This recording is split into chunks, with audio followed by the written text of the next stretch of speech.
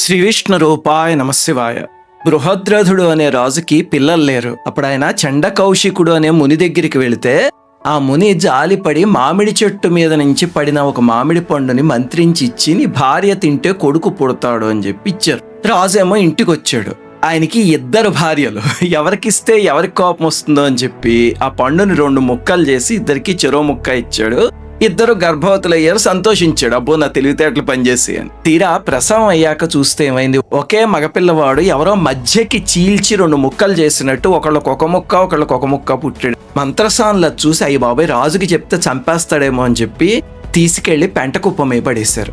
పాపం జీవించే ఉన్నాడు, ఏడుస్తున్నాడు. ఈ లోపల జర అనే రాక్షసి అటుగా వెళుతూ ఆకాశంలోంచి చూసి కిందకొచ్చి ఆ 2 ముక్కలు దగ్గరికి చేరిస్తే అతుక్కుంది. జర చేత సంధి చేయబడిన వాడు కాబట్టి జరాసంధుడు అయ్యాడు. పెద్దయ్యాక జరాసంధుడు మహాబలవంతుడయ్యాడు, మగధ దేశపు రాజు అయ్యాడు. అతని రాజ్యానికి అన్ని వైపులా పర్వతాలు, అందువల్లేమో శత్రు దుర్భేద్యం, అలాగే ఆయుధాలతో చావడు అని వరం. కోటకి ముందేమో ఒక పెద్ద ఢంకా ఉండేది, అది బయట వాళ్ళు ఎవరొచ్చినా సరే దానంతట అదే మోగేది. అలాగే అతనికి 2 కుమార్తెలు ఉండేవారు, అస్థి ప్రాస్తి అని. వాళ్ళిద్దరిని కంసుడికి ఇచ్చి పెళ్లి చేసి కంసుడికి మామగారు అయ్యారు.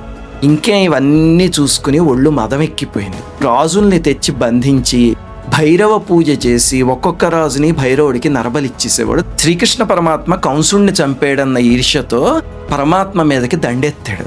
23 అక్షౌహిణుల సైన్యాన్ని వెంట పెట్టుకుని పరమాత్మపైకి యుద్ధానికి వెళితే కృష్ణ బలరాములు ఇద్దరే కలిసి అందరిని చంపేసి వాడొక్కడిని వదిలిస్తారు. మళ్ళీ ఇంకొకసారి 23 అక్షౌహిణులు వెంట పెట్టుకొచ్చాడు, మళ్ళీ అలాగే చేశారు.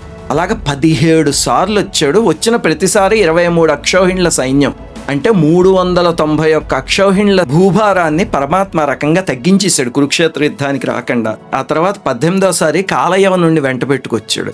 ఇద్దరు ఒకేసారి వచ్చారు కదా, ఆపదని చెప్పి పరమాత్మ ఇద్దరం మధ్యలో ద్వారకా నగరాన్ని నిర్మింపజేసి రాత్రికి రాత్రి అందరూ వెళ్ళిపోయి అక్కడ దాక్కున్నారు. ఓహో నన్ను చూసి పారిపోయాడు అనుకుని విర్రవీగిపోయాడు. వినాశకాలే విపరీత బుద్ధి. ఆ తర్వాత వీడిని చంపించటానికి భీముణ్ణి అర్జునుణ్ణి తీసుకుని పరమాత్మ బ్రాహ్మణ వేషాల్లో వెళ్ళారు. మీకు ఏం దానం కావాలి అని అడిగితే యుద్ధం కావాలి అని అడిగారు. అప్పుడు సరే అని చెప్పి వాడి కొడుక్కి పట్టాభిషేకం చేసేసి వచ్చి భీముడితో యుద్ధం చేశాడు. 14 రోజులు యుద్ధం జరిగింది. ఆయుధంతో చావడు కదా, అందుకని భీముడు వీడి దేహాన్ని 2 ముక్కలు చేసి అటు ఇటు పాడేస్తే మళ్ళీ అతుకుపోయేవి. అప్పుడు పరమాత్మ గడ్డిపోచని చీల్చి ఇలా పడేయకూడదు, దాన్ని తిరగేసి పడేస్తే అతుక్కోవు అని భీముడికి సైగ చేశాడు.